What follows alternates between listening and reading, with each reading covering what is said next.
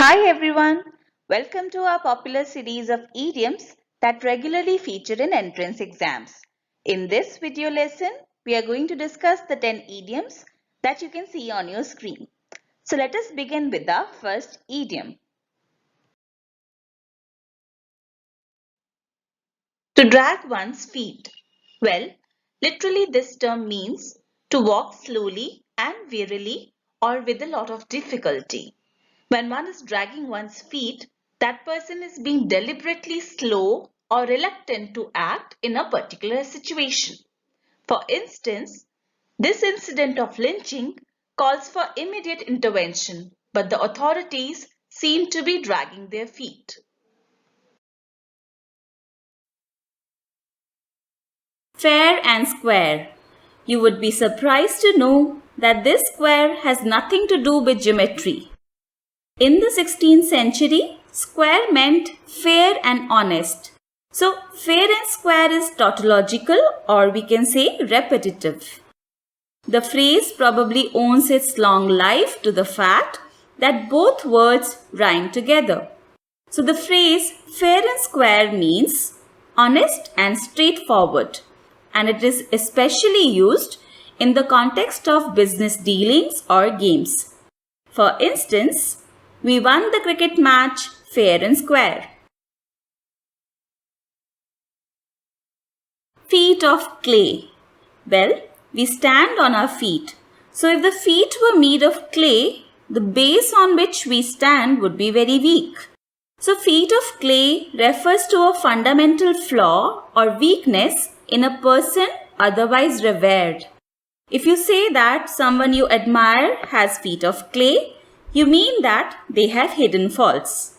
For instance, the media are always looking for a popular personality's feet of clay. To flog a dead horse. An easy one. It means to waste time trying to do something that will not succeed. An example sentence is, I think you are flogging a dead horse, trying to persuade Sita to marry you as she loves someone else. From pillar to post. This phrase does not have any specific story attached to it. It's just a variant of some other phrases such as from one place to another or from here to there. If someone runs from pillar to post, he moves from one place to another in an unceremonious or fruitless manner. For example, after his mother died, John was passed from pillar to post and ended up in a children's home. Go bananas. Another easy one. Well, monkeys and apes are closely associated with eating bananas. This phrase is an allusion to their behavior when they do so. To go bananas simply means to act crazy. For instance, I am sure she will go bananas when you tell her the news. To go Dutch. The phrase going Dutch probably originates from Dutch etiquette. In the Netherlands, it is not unusual for a couple to pay separately when dating. The Dutch were already internationally known as Scrooges, and English rivalry with the Netherlands, especially during the period of the Anglo-Dutch Wars, gave rise to several phrases including Dutch, like this one, that promote certain negative stereotypes. To go Dutch means to share the cost of something, especially a meal, equally. For instance, I and my friend always go Dutch when we eat out. Go for the jugular. Well, there is this vein in our necks known as the jugular vein, and this phrase refers to an attack intended to completely defeat and destroy one's opponent, most particularly by attacking their vital weakness. It's just as if that person is trying to sever the jugular vein in the neck, which causes quick death. To go for the jugular means an attack intended to completely defeat and destroy one's opponent.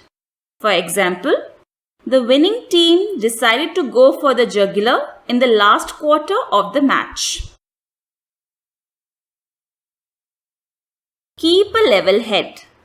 From the words level and head, we get a notion of balanced. Someone who keeps a level head is balanced in his head and is one who has a common sense and sound judgment. So to keep a level head means to be sensible. For instance, even in the middle of the crisis, he kept a level head. Leave somebody high and dry. It's a nautical phrase which means stranded without help or hope of recovery. This term originally referred to ships that were beached. The dry implies that not only were they out of the water, but had been for some time and could be expected to remain so. So to leave someone high and dry means to leave someone helpless and unsupported. For instance, instead of keeping his promise of helping me with office work, he just left me high and dry. That brings us to an end of this video. Hope you enjoyed the lesson. Don't forget to press the like button if you did, and also subscribe our channel to access other such useful content. Happy learning and take care. Bye-bye.